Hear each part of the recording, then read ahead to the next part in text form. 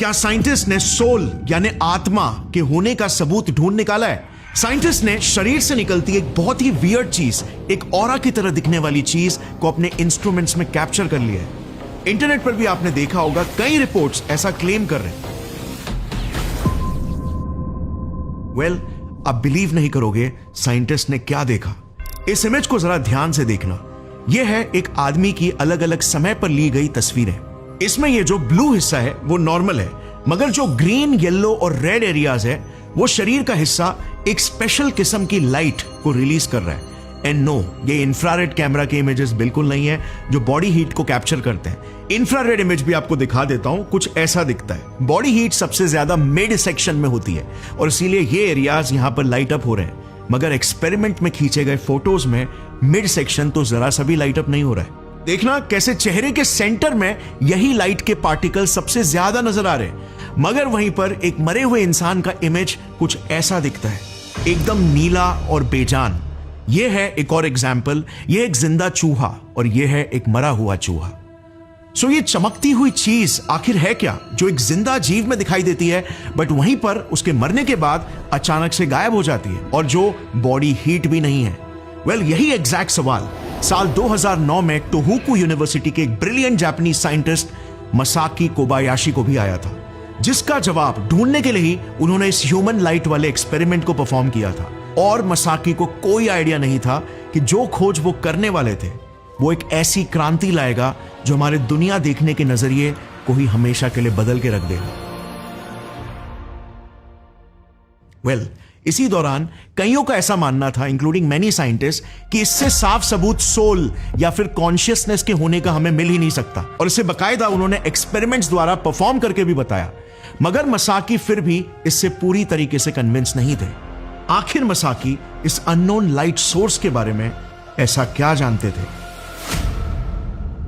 साल 1923, Soviet union, एक Russian biologist Alexander गुरविच obsessed थे एक सवाल से कि एक सेल आखिर डिवाइड होकर एक से दो कैसे बनता है। इसके लिए वो माइक्रोस्कोप के अंदर कुछ ऑनियंस की जड़ों को क्लोजली ऑब्जर्व कर रहे थे, और तभी उन्होंने देखा कि रूट के टिप के सेल्स किसी तरह आपस में कम्युनिकेट कर रहे थे। वो एक दूसरे तक मल्टीप्लाई होने के सिग्नल्स पहुंचा रहे थे, मगर स्लो केमिकल सिग्नलिंग के जरिए नहीं, बल्कि इंस्टेंट और इनविजिबल सिग्नलिंग के जरिए। उन्होंने हाइपोथेसाइज किया कि सेल्स कुछ तो इनविजिबल रेडिएशन को एमिट करते हैं जो बाकी के सेल्स को मल्टीप्लाई होने का सिग्नल भेजता है, और इसी से सेल्स एक से दो होते हैं। इसे उन्होंने नाम दिया माइटोजेनेटिक रेडिएशन। मगर क्या वो अपने इस दावे को सही प्रूफ कर पाते? वेल, उन्होंने एक बहुत ही स्मार्ट एक्सपेरिमेंट डिजाइन किया इसे टेस्ट करने के लिए। उन्होंने दो ऑनियंस लिए विथ रूट्स, जिसमें एक ऑनियन का रूट ग्रोइंग स्टेज में था। इसे सेंडर ऑनियन कहा गया जो सिग्नल को भेजेगा, और दूसरे ऑनियन को रिसीवर कहा गया जो सिग्नल को रिसीव करेगा। उन्होंने फिर सेंडर ऑनियन के रूट के टिप को दूसरे ऑनियन के रूट पर सटीकता से पॉइंट किया और बीच में क्वार्ट्ज के पतले से ग्लास को रखा ताकि कोई डायरेक्ट कॉन्टैक्ट या केमिकल सिग्नलिंग ना हो पाए। अब कुछ दिनों के लिए उन्होंने सेटअप को ऐसे ही रहने दिया, और फिर जब वापस आकर उन्होंने रिजल्ट्स को माइक्रोस्कोप के अंदर देखा, उनकी धड़कनें तेज हो गई, क्योंकि रिसीवर रूट के जिस एरिया में सेंडर रूट का टिप पॉइंट कर रहा था, उस एग्जैक्ट एरिया में सेल्स भारी संख्या में मल्टीप्लाई हो चुके थे, दूसरे अनएक्सपोज एरिया से कई ज्यादा मात्रा में। और उसी के कुछ सालों पहले ही 1905 में, आपको याद होगा, आइंस्टाइन की स्पेशल थियरी ऑफ रिलेटिविटी भी पब्लिश हुई थी, जो लाइट को एक फंडामेंटल आइडिया मानती थी। और इसीलिए गुरविच को अब पक्का यकीन हो चुका था कि ये इनविजिबल लाइट, या कह लो ऑरा, माइटोजेनेटिक रेडिएशन वाकई में एग्जिस्ट करती है, जो सेल्स को ग्रो होने का सिग्नल भेजती है। और अपने इसी खोज को उन्होंने फॉर्मली 1923 में एक रिसर्च पेपर में भी पब्लिश किया, जिसके बाहर आते ही मॉस्को से लेकर बर्लिन तक सभी साइंटिस्ट में एक बड़ी लहर फैल गई। गुरविच रातों रात रॉकस्टार बन गए, और सभी साइंटिस्ट लेबोरेटरीज में इस एक्सपेरिमेंट को खुद रेप्लिकेट करने में लग गए। अब आता है कहानी में ट्विस्ट। कुछ ही सालों में करीब 500 से भी ज्यादा साइंटिस्ट ने जब इस क्लेम को इंडिपेंडेंटली टेस्ट किया, तो सभी को मिक्स्ड रिजल्ट्स मिलने लग गए। कुछ को ग्रोथ दिखता तो कईयों को कोई भी डिफरेंस नहीं दिखता, और उस मिस्टीरियस लाइट का भी कोई प्रूफ किसी ने नहीं देखा। अब इससे कई सालों से चुप बैठे क्रिटिक्स को भी बोलने का मौका मिल गया। गुरविच के रिसर्च को कई साइंटिस्ट आंखों का धोखा कहने लगे। एक फिजिसिस्ट अर्विंग लैंगमोर ने तो इसे सीधा पैथोलॉजिकल साइंस ही कह दिया, यानी कि बेसिकली बीमार साइंस। मगर गुरविच अपनी इस खोज को लेकर 100% कन्विंस थे। उन्होंने 2 किताबें भी पब्लिश की, the theory of biological field 1944 और माइटोजेनेटिक रेडिएशन 1945। और अंतिम घड़ी तक अपने इस आइडिया का प्रचार करते करते वो 1954 में फाइनली चल बसे अपनी बेटी एना गुरविच के हाथों में एक जिम्मेदारी सौंपकर, उनकी थियरी को सच साबित करने की जिम्मेदारी। साल 1962 टेक्नोलॉजी थोड़ी सी एडवांस हो जाती है। एक स्पेशल किस्म के डिवाइस से एक्सपेरिमेंट करते हुए एना के हाथ कुछ बड़ा लगता है, जो उसके पिता की खोई हुई इज्जत को वापस से लौटा सकता था। यह डिवाइस था फोटोन काउंटर मल्टीप्लायर। यह बेसिकली जैसे नाम बताता है, फोटॉन्स यानी कि लाइट के पार्टिकल्स का काउंटर और एक मल्टीप्लायर है यानी कि एम्पलीफायर। जैसे एक ऑडियो एम्पलीफायर कैसे एक माइक में कैप्चर हुए लो ऑडियो इनपुट को एम्पलीफाई करता है, यह डिवाइस वैसे ही लो लाइट पार्टिकल्स के इनपुट को एम्पलीफाई करता है ताकि हम उन्हें इजीली मेजर कर सके।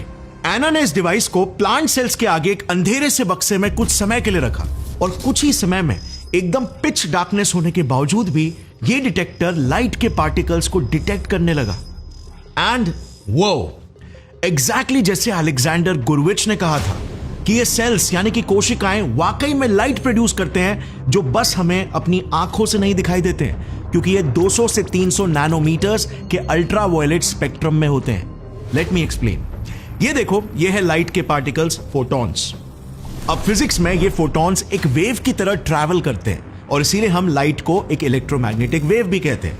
ये लाइट पार्टिकल्स वेव फॉर्म में डिफरेंट फ्रीक्वेंसीज में ट्रैवल करते हैं, मगर हम सिर्फ लाइट की वही फ्रीक्वेंसी को देख सकते हैं जो 380 से 780 नैनोमीटर्स के रेंज में ट्रैवल करते हैं, जिसे हम विजिबल लाइट स्पेक्ट्रम कहते हैं। मगर क्योंकि ये सेल्स 200 से 300 नैनोमीटर के रेंज में लाइट को रिलीज कर रहे थे, इसीलिए इस यूवी स्पेक्ट्रम की लाइट को हम अपनी आंखों से नहीं देख पाए।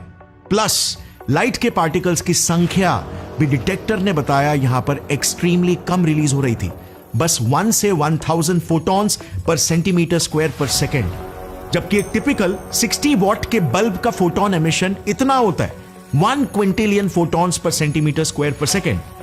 और इसीलिए अब तक लिविंग सेल से निकलती इस लाइट को कोई भी प्रूव नहीं कर पाया था। अब ये नई डिस्कवरी देखना आगे कैसे एक नया अननोन डायमेंशन ही खोल देगी। मगर क्या आपने देखा 1900s में डेटा कैप्चर करना कितना मुश्किल होता था? अब नेचुरली इतने बड़े डिस्कवरी के बाद एक बार फिर से कई साइंटिस्ट गुरविच के काम में इंटरेस्ट लेने लगे। कई सारे बड़े सवाल रिलीज होने लग गए, क्योंकि इसका मतलब यह था कि हमारा शरीर भी लाइट रिलीज करता होगा। तो क्या इस लाइट का हमारे जिंदा रहने में कोई रोल होता होगा? कहीं हमारे बॉडी के मेन फंक्शंस इसी लाइट पर तो डिपेंडेंट नहीं? अगर हां, तो क्या हम किसी के शरीर से निकलते इन्हीं लाइट पार्टिकल्स को मेजर करके किसी इंसान के हेल्थ के बारे में बता सकते हैं क्या, कि उसे कोई छुपी संगीन बीमारी तो नहीं जो उसे समय से पहले साइलेंटली मार रही है, कोई छुपा हुआ कातिल जैसे कैंसर? फ्रिट्ज एल्बर्ट पॉप इन्हीं में से एक साइंटिस्ट थे जो 1970s में कैंसर रिसर्च को लेकर काफी ऑब्सेस्ड थे। इसी दौरान यूनिवर्सिटी ऑफ मार्बर्ग में उनके सामने गुरविच के रिसर्च पेपर्स आते हैं और वो इस पूरे living cells light particles emit करते हैं वाले कॉन्सेप्ट से बहुत ही फैसिनेट होते हैं। वो इन इतिहास में पहली बार बायोफोटॉन्स नाम देते हैं और इस प्रोसेस को अल्ट्रा वीक फोटोन एमिशन, और इस पर और गहराई से रिसर्च करने लगते हैं। वो इन पार्टिकल्स के एग्जिस्टेंस को खुद सबसे पहले एक्सपेरिमेंट्स के जरिए टेस्ट तो करते हैं, मगर इसी के साथ वो एक बड़ा खुलासा भी करते हैं कि ये जो फोटॉन्स है ना, ये ऐसे ही रैंडम लाइट के लीकेजेस नहीं है, बल्कि ये सेल्स का, इवन हमारे शरीर का एक सोफिस्टिकेटेड कम्युनिकेशन सिस्टम है जो हर एक फंक्शन को रेगुलेट करता है, डीएनए रिपेयर से लेकर ग्रोथ और मेंटेनेंस तक। उन्होंने क्लेम किया कि ये बायोफोटॉन्स कोहेरेंट पैटर्न्स बनाते हैं, जिस पैटर्न के जरिए important biological information effectively communicate होती है। अब कोहेरेंट पैटर्न्स ये बेसिकली एक क्वांटम मैकेनिक्स का वर्ड है, जिसके बारे में अगर एकदम शॉर्ट में समझाऊं तो देखो, अगर कई सारे वेव्स एक ही पैटर्न या ऑर्डर में अलाइन होते हैं ना, फोकस होते हैं ना, तो उसे कोहेरेंट पैटर्न कहा जाता है। जैसे एक लेजर लाइट जो एकदम फोकस्ड तरीके से यूनिडायरेक्शनली ट्रैवल करती है। और इसीलिए इंटरनेट पहुंचाने वाले ऑप्टिकल फाइबर्स भी लेजर लाइट का इस्तेमाल करते हैं डेटा पैकेट्स पहुंचाने के लिए, क्योंकि इंटरफेरेंस ना होने की वजह से कम्युनिकेशन सुपर इफेक्टिवली होता है। बट वहीं पर अगर उन वेव्स का ऑर्डर एक जैसा नहीं हुआ तो उन्हें इनकोहेरेंट पैटर्न कहा जाता है। जैसे एक बल्ब फॉर एग्जाम्पल, जो जब ऑन होता है तो रैंडमली लाइट को चारों दिशा में छोड़ता है। इससे काफी इंफॉर्मेशन वेस्ट हो जाती है और कम्युनिकेशन वीक हो जाता है और ढेर सारा एक्स्ट्रा नॉइज भी क्रिएट होता है। मगर फ्रिट्ज एल्बर्ट पॉप ने कैसे ये कह दिया कि ये सेल से निकलती लाइट कोहेरेंट पैटर्न्स ही बना रही है? उन्होंने सारे रिलीज होते फोटॉन्स का एक स्टेटिस्टिकल डेटा निकाला, जिससे पता चला ये फोटॉन्स एक फिक्स्ड पैटर्न हार्मनी में निकल रहे थे, किसी सिंक्रोनाइज म्यूजिक की तरह।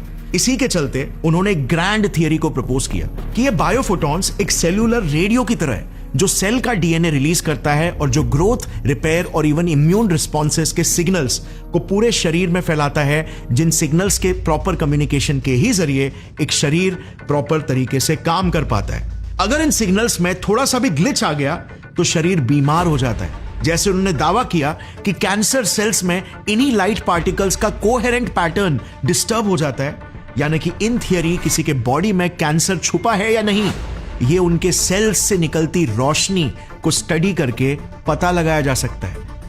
काफी बड़ा खुलासा, राइट? ये सब इन्होंने अपनी 1989 की किताब बायोफोटॉनिक्स में भी पब्लिश किया। बट ये किस हद तक सच था, क्योंकि इसका सबूत तो अब तक हमारे पास नहीं था।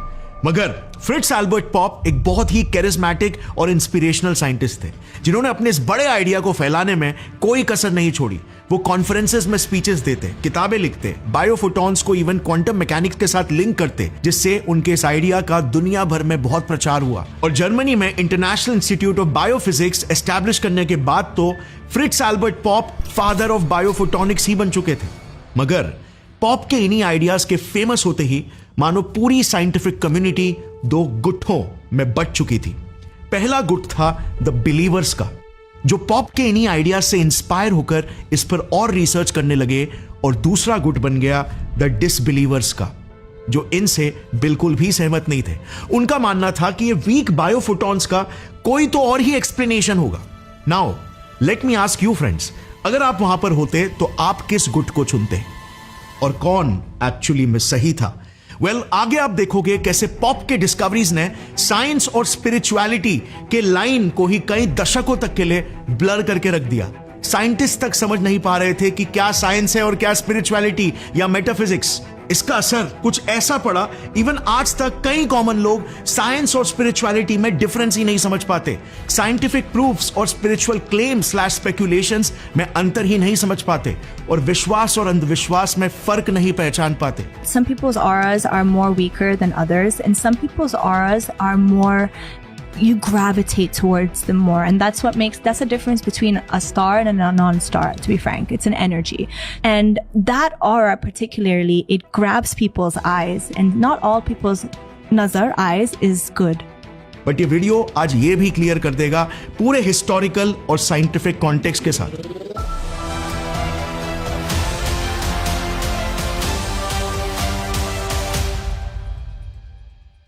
सो back to 1990s, Fritz Albert Popp से इंस्पायर होने वाले कई साइंटिस्ट में से एक थे रशियन साइंटिस्ट कॉन्स्टेंटीन कोरोटकोव, जिन्होंने 1990s में कुछ एब्सोल्युटली माइंड ब्लोइंग डिस्कवरीज का दावा किया।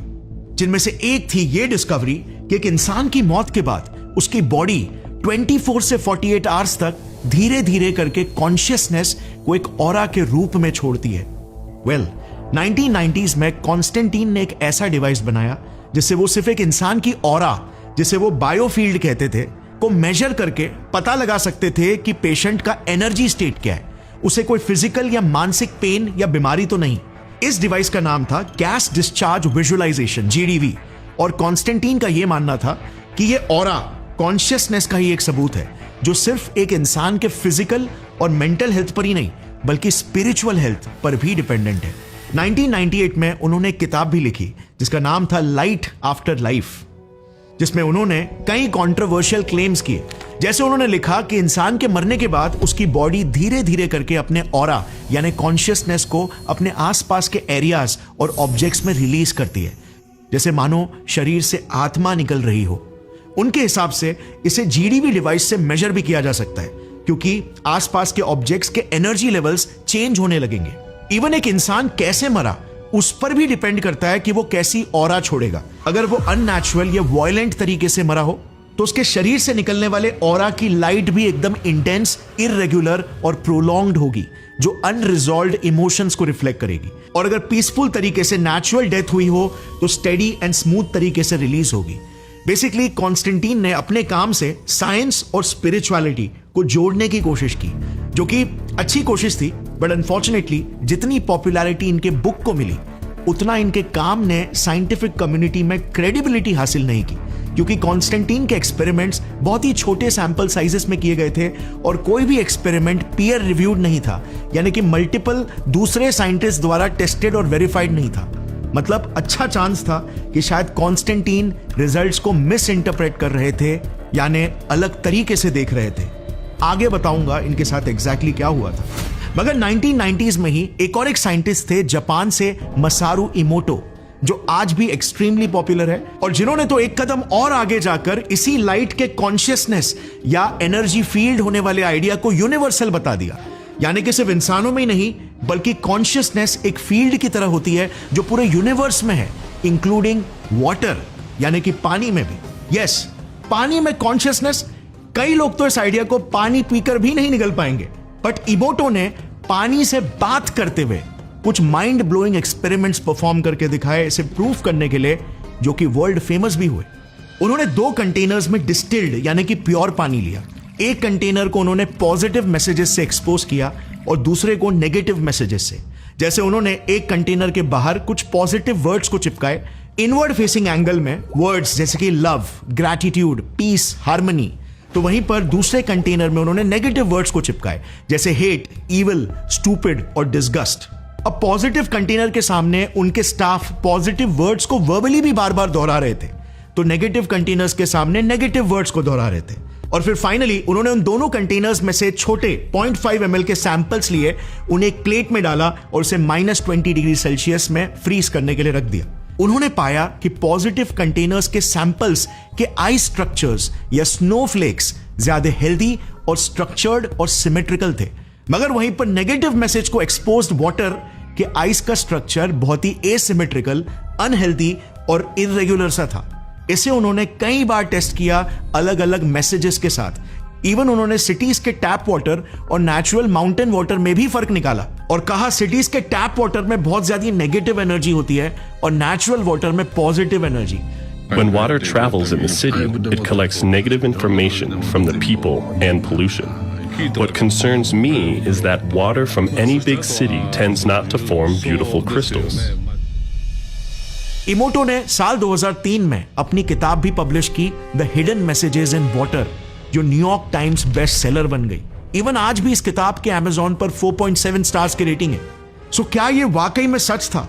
क्या साइंस जो डिस्कवर कर रहा था वो कहीं ना कहीं स्पिरिचुअलिटी से कनेक्ट होते हुए दिख रही थी? जैसे इमोटो ने भी ये भी कहा था कि वाटर हमारे 4 डिमेंशंस को सोल के 5th डिमेंशन से कनेक्ट करता है। क्या इमोटो ने कुछ मिस कर दिया था? वेल, इसका जवाब भी बहुत ही जल्द आपको आगे दूंगा, बट अभी के लिए जरा फोकस करते हैं साइंटिस्ट के गुट नंबर 2 पर, द डिसबिलीवर्स पर। सेकेंड स्कूल ऑफ थॉट वाले साइंटिस्ट जो फ्रिट्ज एल्बर्ट पॉप के इंटरप्रिटेशन से बिल्कुल भी सहमत नहीं थे। उन्हें लगा पॉप एक्सपेरिमेंट में मिलने वाले रिजल्ट्स को मिस इंटरप्रेट कर रहे हैं और भटक गए हैं। इस ग्रुप में मेजरली 3 साइंटिस्ट थे, फ्रिट्ज से शेफर, टेरेंस क्विकेंडन और जापान से मासाकी कोबायाशी। देखो, उस वक्त तक तो ये without a doubt proper experimental proofs के साथ एस्टैब्लिश हो चुका था कि हमारी बॉडी और इवन प्लांट और एनिमल सेल्स बहुत ही वीक इंटेंसिटी की लाइट छोड़ते हैं, अल्ट्रा वीक फोटोन एमिशंस या बायोफोटॉन्स। जैसे हमने देखा था कुछ 1 से 1000 फोटॉन्स पर सेंटीमीटर स्क्वायर पर सेकेंड के रेंज में। मगर पॉप की जो ग्रैंड थियरी थी इसे कॉन्शियसनेस से लिंक करने की, वो इन साइंटिस्ट के हिसाब से बहुत ही स्पेक्युलेटिव थी and not at all based on evidence. But in scientist के पास एक ऑल्टरनेटिव एक्सप्लेनेशन था, एक ऐसा आइडिया जो 1930s में ही, यानी कि 50 साल पहले से ही पैरेलली डेवलप होना स्टार्ट हो चुका था। कहानी की शुरुआत 1930s के ही दशक से होती है, जब साइंटिस्ट अलेक्जेंडर होलैंडियर ने पहली बार गुरविच के आइडिया को टेस्ट किया था। और कहा कि ये वीक सी रोशनी एक्चुअली में सेल्स में हो रहे केमिकल रिएक्शन की वजह से भी क्रिएट हो रही हो सकती है एज अ बाय प्रोडक्ट। जैसे हमने सी क्रीचर्स और कुछ फ्लाइज जैसे जुगनुओं में बायोलुमिनेसेंस देखा है ना, वैसे ही टाइप की कोई तो लाइट होगी। बट ये बस उनका एक बेसिक सा आइडिया था विदाउट एनी एविडेंस, जिस पर फिर 1950s में फोटो मल्टीप्लायर इन्वेंट होने के बाद दो अमेरिकन साइंटिस्ट बर्नार्ड स्ट्रेलर और विलियम आर्नोल्ड ने काम किया और इन्होंने प्लांट्स और एल्गी सेल्स पर इस आइडिया को रिगरसली टेस्ट किया। अब कई एक्सपेरिमेंट्स और टेस्ट करने के बाद उन्होंने बकायदा इसे रिसर्च पेपर में भी पब्लिश किया। ये वाला research paper light production by green plants, वो भी एक proper peer reviewed science journal, journal of general physiology में, यानी कि उनका ये रिसर्च अप्रूव्ड था बाय अदर साइंटिस्ट। इस पेपर में जैसे आप देख सकते हो इन्होंने रिवील किया कि ये जो रोशनी प्लांट से निकल रही है ये एग्जैक्टली प्रोपोर्शनल है प्लांट्स में हो रहे मेटाबॉलिक एक्टिविटीज यानी फोटोसिंथेसिस से। तो चलो अब तक ये तो क्लियर हो गया था कि इस लाइट का मेटाबॉलिज्म के साथ कोई तो लिंक है जिसे केमिल्यूमिनेसेंस भी कहते हैं। मगर ये वीक फोटॉन्स एग्जैक्टली क्रिएट कैसे हो रहे हैं, इनके पीछे का एग्जैक्ट मैकेनिज्म क्या है, फिजिक्स और केमिस्ट्री के कायदे या फिर स्पिरिचुअल कानून, इसे एकदम रूट लेवल पर समझने के लिए हमें एडवांस टेक्नोलॉजी की जरूरत थी ऑप्टिक्स और फोटोग्राफी में। और 1980s में सिर्फ एक ही देश था जो इसमें सबसे आगे था। बताओ कौन सा देश? जिस देश में इवन आज तक ऑलमोस्ट सारे के सारे टॉप कैमरा मैन्युफैक्चरिंग कंपनीज भरे पड़े, जापान। मासाकी कोबायाशी जापान के टोहोकू यूनिवर्सिटी के एक बायोफिजिक्स और इलेक्ट्रॉनिक्स के रिसर्चर है। ये 1980s से ही फ्रिट्ज एल्बर्ट पॉप के one of the biggest sceptic रहे हैं और इन्होंने एक बहुत ही यंग एज से ही प्लांट सेल्स पर रिसर्चेस करना शुरू कर दिया था। ये जानते थे कि अगर सेल से निकलती रोशनी के रूट कॉज तक पहुंचना है तो हमें बहुत ही एडवांस्ड इमेजिंग टेक्नोलॉजी की जरूरत पड़ेगी और इसीलिए वो लेट 80s से ही जापानीज इंडस्ट्रीज के साथ रिसर्च टाई-अप्स करना शुरू कर दिए थे। और 1999 में फाइनली उन्हें एक बहुत बड़ा ब्रेक थ्रू मिला। कोबायाशी ने कंपनीज जैसे हमामात्सु फोटोनिक्स के साथ मिलकर एक्सट्रीमली सेंसिटिव इमेजेस कैप्चर कर पाने के लिए एक सुपर एडवांस कैमरा बनवा लिया था, एक cooled charge coupled device camera, CCD camera. यह कैमरा मानो एक ब्लैक एंड व्हाइट टीवी से सीधा कलर टीवी के लेवल का शिफ्ट था, क्योंकि नंबर 1 यह कैमरा -120 डिग्री सेल्सियस तक कूल किया जाता था, जिससे इमेज कैप्चरिंग में थर्मल नॉइस ना के बराबर कैप्चर होती। नंबर 2 ये लिटरली एक एक सिंगल फोटॉन्स को तक डिटेक्ट कर सकता था, उनके exact location in space and time के साथ। पहले के फोटो मल्टीप्लायर ट्यूब डिवाइसेस तो सिर्फ फोटॉन्स को एक ही पॉइंट सोर्स में बस डिटेक्ट कर सकते थे, यानी बस कंफर्म कर सकते थे कि यस फोटॉन्स रिलीज हो रहे हैं, बट उनका रियल टाइम मल्टीपल लोकेशंस में इमेजिंग नहीं कर सकते थे। नंबर 3 ये नए CCD कैमरास एक पूरा 2D रियल टाइम मैप बना सकते थे, जो रियल टाइम इवॉल्व होता है based on the flow of photons. मतलब इससे अब हमें एग्जैक्टली पता चल सकता था कि एक सिस्टम में फोटॉन्स कहां से, कैसे और कब कब और कितने रिलीज हुए, जिससे लिटरली आप इन अल्ट्रा वीक फोटोन एमिशंस को बहुत ही एक्यूरेटली स्टडी कर सकते थे। और नंबर 4 हाई थ्रूपुट लेंस के जरिए एक साथ लार्ज अमाउंट्स ऑफ इंफॉर्मेशन को भी प्रोसेस करना अब इजी हो गया था। इस जनरेशनल लीप वाले टेक्नोलॉजी के साथ कोबायाशी तैयार हो चुके थे एक हिस्टोरिकल एक्सपेरिमेंट कंडक्ट करने के लिए, एक रैट यानी चूहे के दिमाग से निकलती रोशनी को स्टडी करने के लिए, उसके एग्जैक्ट सोर्स को पिन पॉइंट करने के लिए। एक्सपेरिमेंट काफी सिंपल था। उन्होंने कुछ चूहे लिए जिनके ब्रेन्स को एक्सपोज किया, इन्हें एक अंधेरे कमरे में CCD कैमरास के आगे लगभग 20 मिनट के लिए रख दिया गया। साथ ही में इनके सिर के साथ एक EEG मशीन को भी कनेक्ट किया गया ब्रेन की इलेक्ट्रिकल एक्टिविटीज को भी मेजर करने के लिए, और एक डिवाइस CBF यानी सेरिब्रल ब्लड फ्लो डिवाइस भी रखा गया उनके ब्लड फ्लो और रिजल्टेंटली ऑक्सीजन लेवल्स को भी मॉनिटर करने के लिए। सो इनको अब बेसिकली 3 टाइप का डेटा मिलने वाला था ब्रेन से। नंबर 1 ब्रेन की electrical activity, number 2 blood flow और ऑक्सीजन लेवल्स का डेटा, और नंबर 3 फोटोन एमिशन के एग्जैक्ट लोकेशंस और टाइम पीरियड्स का एक 2D graphical data. Experiment run करने पर इन्होंने कुछ इंटरेस्टिंग पैटर्न्स नोटिस किए। जब जब ब्रेन में इलेक्ट्रिकल एक्टिविटी या ऑक्सीजन लेवल्स स्पाइक होते, तब तब ब्रेन ज्यादा फोटॉन्स को रिलीज करता, और यह पैटर्न बिल्कुल कंसिस्टेंट था।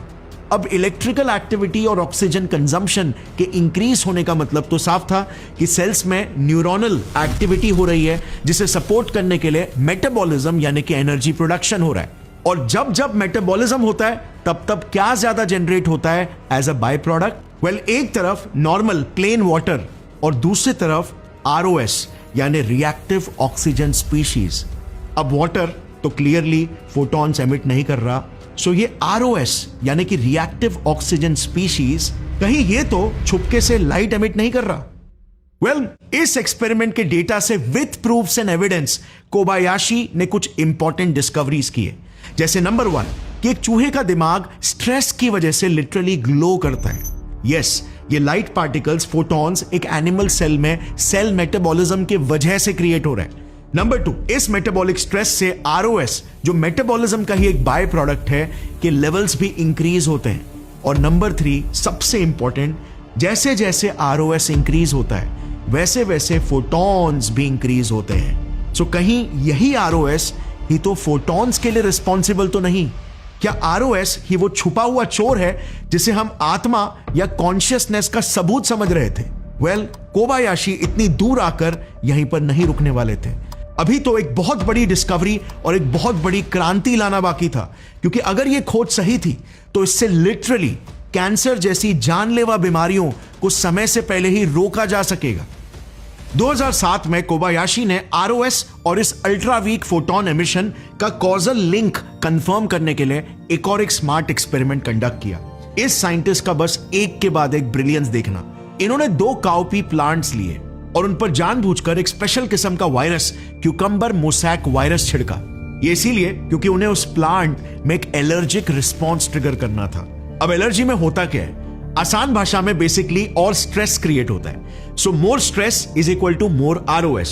और टेक्निकली बात करें तो बॉडी सेल्स को मारने लगता है ताकि वायरस फैले नहीं, जिससे इन टर्न सेल्स का टर्नओवर रेट बढ़ता है यानी कि मेटाबॉलिक स्ट्रेस बढ़ता है और नतीजन ROS। सो इन शॉर्ट, अगर एलर्जी ट्रिगर किया जाए तो ROS बढ़ेगा।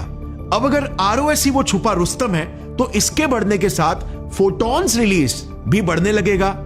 अब यहीं पर आता है एक और एक स्मार्ट मूव। इन्होंने एक प्लांट में पहले से ही एक पावरफुल एंटीऑक्सीडेंट टायरॉन इंजेक्ट करके रखा था, जो एक कॉमन ROS सुपर ऑक्साइड यानी कि O2 के साथ बाइंड होकर उन्हें डिस्ट्रॉय करता है। और फिर जब इन्होंने दोनों प्लांट्स में फोटॉन्स की मात्रा को मेजर किया तो ये देखा, नंबर 1, एग्जैक्टली जिन जिन एरियाज में जहां पर एलर्जी ट्रिगर हुई थी वहीं पर फोटॉन्स की संख्या स्पाइक हो गई थी। यानी प्लांट्स लिटरली एक्स्ट्रा ग्लो कर रहे थे वायरस से फाइट करते वक्त। इनफैक्ट एक ग्रेडियंट ही क्रिएट हो गया था, यानी जितना वो एलर्जी एरिया से नजदीक उतना ज्यादा फोटॉन्स।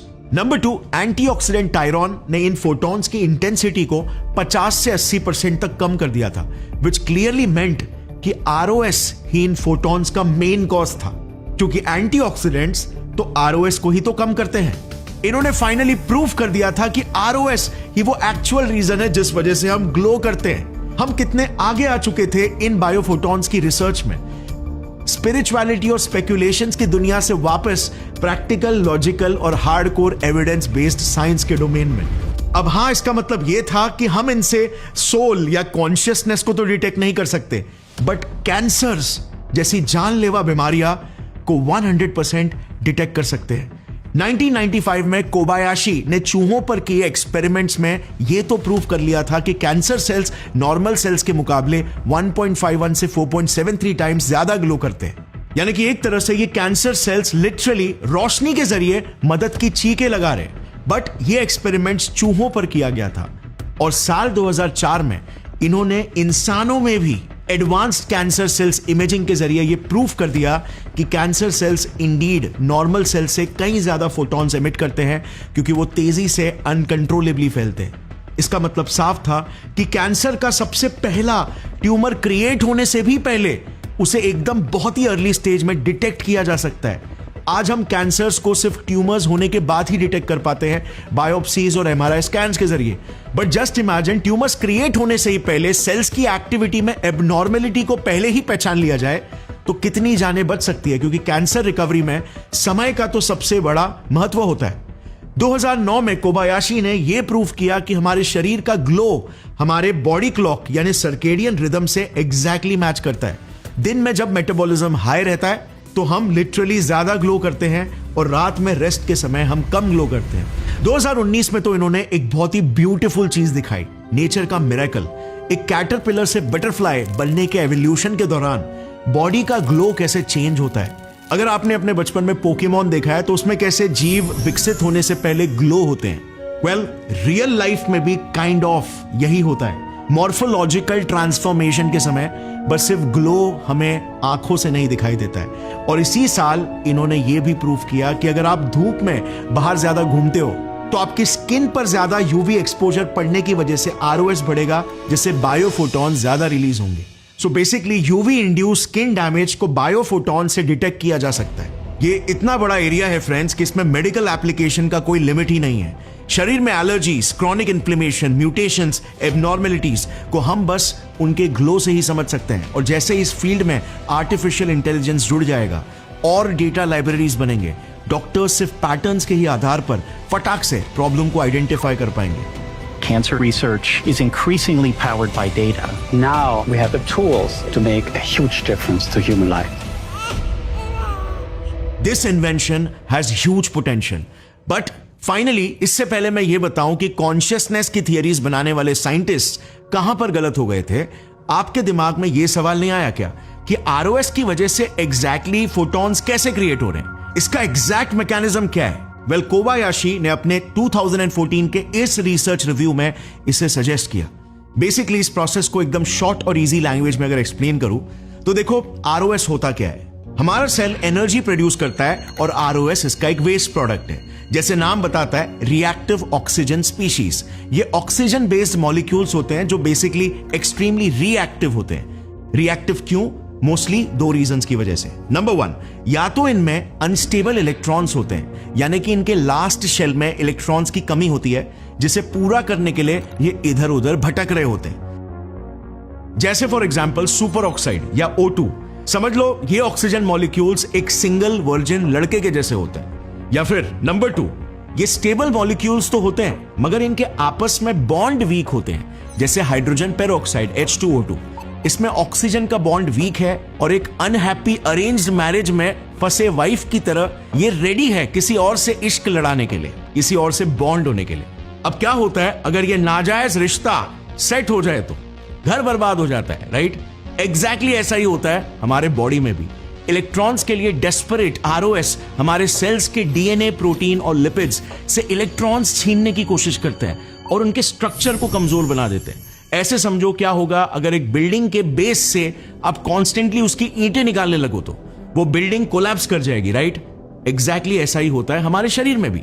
बट ये जो भी रिएक्शंस हो रहे होते हैं आरओएस के, इलेक्ट्रॉन्स ट्रांसफर हो रहे होते हैं, ये बेसिकली जैसे हमने फिजिक्स में पढ़ा है, इलेक्ट्रोमैग्नेटिक फील्ड में फोटॉन्स बनकर हमें नजर आते हैं। ये इलेक्ट्रॉन्स के इधर उधर पुश होने का मोमेंटम ही तो हमें लाइट पार्टिकल्स, फोटॉन्स के रूप में नजर आता है। सो ये है बेसिकली एक्चुअल रीजन हमारा शरीर ग्लो क्यों करता है।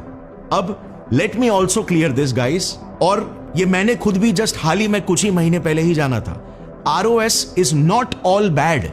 इनफैक्ट नॉर्मल मात्रा में तो हमारे शरीर को इसकी बहुत जरूरत है, क्योंकि ये बहुत इंपॉर्टेंट सिग्नलिंग का काम करता है, जो बॉडी को रिकवर करने का और डिटॉक्सिफिकेशन करने का मैसेज भेजता है। अलग अलग सेल्स तक ये सिग्नल्स भेजता है। इनफैक्ट ये आरओएस डिटॉक्सिफिकेशन के लिए एक्सट्रीमली जरूरी है। अगर आप बॉडी बिल्डिंग करते हो तो आरओएस के बिना आपकी बॉडी बनेगी ही नहीं, क्योंकि हार्डकोर वर्कआउट के बाद प्रोटीन सिंथेसिस के मैसेज को भी आरओएस मॉलिक्यूल्स ही एक्सट्रीमली इफेक्टिवली कम्युनिकेट करते हैं, जिससे बॉडी मसल बिल्डिंग शुरू करता है। इनफैक्ट एक रिसर्च में तो एंटीऑक्सीडेंट्स जैसे विटामिन सी और vitamin E supplementation right before या आफ्टर वर्कआउट ने मसल बिल्डिंग स्टिमुलेशन को काफी हद तक ब्लंट कर दिया था। और कुछ महीने बाद जो लोग ये सप्लीमेंटेशन ले रहे थे उनके कम मसल्स बने थे। सो आरओएस के हमारे बॉडी में नॉर्मल लिमिट्स में कई इंपॉर्टेंट रोल है, बट अगर ये इंक्रीज हो जाते हैं तो ये डिस्ट्रक्शन कॉज करते हैं। सो इन अ वे, जैसे गुरविच ने सबसे पहले कहा था कि ये जो लाइट हमारे शरीर से निकल रही है ये ग्रोथ के सिग्नल्स भेजती है, ये काइंड ऑफ सच है। आई मीन नॉट लिटरली कि फोटॉन्स कोहेरेंट पैटर्न्स के जरिए मैसेजेस भेज रहे हैं, बट इस लाइट के पीछे की जो असली सच्चाई है, ROS ये मैसेजेस जरूर भेज रही है। साइंस एक ब्यूटीफुल सफर है डिस्कवरी का, जो फंडामेंटल से बिल्ड होता है और धीरे धीरे ग्रो होता है एविडेंस के बेसिस पर। एक बड़ी डिस्कवरी को लोग कितने अलग अलग एंगल से देखते हैं, कोई स्पिरिचुअल एंगल से तो कोई प्रकृति का ही एक ब्रिलियंस। मेरा मकसद आपको इस वीडियो में साइंस कैसे डेवलप होता है over a period of time वो भी बताना था। साइंस फंडामेंटल से बिल्ड होता है और फ्रिट्ज एल्बर्ट पॉप, कोरोत्कोव और मसारू इमोटो ने कुछ साइंटिफिक डिस्कवरीज के बेसिस पर अपनी कई थियरीज बना तो ली, विजुअल एक्सपेरिमेंट्स करके इन्हें डेमोन्स्ट्रेट भी कर दिया, लेकिन इनके कोई भी एक्सपेरिमेंट्स पीयर रिव्यूड नहीं थे, यानी कि दूसरे साइंटिस्ट द्वारा चेक होकर किसी रेप्यूटेड साइंस जर्नल में ये पब्लिश नहीं हुए। पॉप का अपने मैजिकल लाइट के कोहेरेंट पैटर्न्स बनाने का डेटा भी कंसिस्टेंट नहीं पाया गया। कोरोत्कोव तो अपने GDV डिवाइस से कोई मैजिकल ऑरा या एनर्जी फील्ड्स नहीं, बल्कि एक्चुअल में मॉइस्चर, प्रेशर और इलेक्ट्रिकल कंडक्टिविटी देख रहे थे। और इमोटो, वो तो बिजनेसमैन थे, अपने बुक को न्यूयॉर्क टाइम्स बेस्ट सेलर तक पहुंचाकर खुश थे। मगर इन आइडियाज ने आज तक एक बहुत बड़ी इंडस्ट्री क्रिएट कर दी है, जो बिल्कुल pseudo science, parapsychology, mystical science और इवन स्पिरिचुअल साइंस के नाम से चलती है। और आज भी करोड़ों लोग इन बेबुनियाद चीजों में बिलीव करते हैं। साइंटिफिक आवाज दब जाती है और सेंसेशनल स्टोरीज हमेशा प्रमोट होती है। ये मिस्टिकल आइडियाज किसी साइंटिफिक जर्नल में कभी पब्लिश नहीं हुए, सिर्फ पब्लिश हुए इनकी किताबों में। और ये आइडियाज एग्जैक्टली वही थे जो लोग सुनना चाहते थे, ना कि जो एक्चुअल बोरिंग सच्चाई है। इनके लार्जर देन लाइफ थियरीज और कैरिस्मेटिक स्टोरी टेलिंग की गूंजों के तले सच्चाई की धीमी आवाज दबी रह गई। और फिर अंत में जब सच्चाई ने सारे सबूतों के साथ खुद को दुनिया के सामने पेश किया, समझने वाले समझ गए और जो ना समझे वो। गौरव ठाकुर साइनिंग ऑफ। जय Hind. Before I end this video, don't forget to check out Scalar Friends, जो कई प्रैक्टिकल ग्रोथ प्रोग्राम्स ऑफर कर रहे हैं जिनसे आप करियर रेडी बन सकते हो।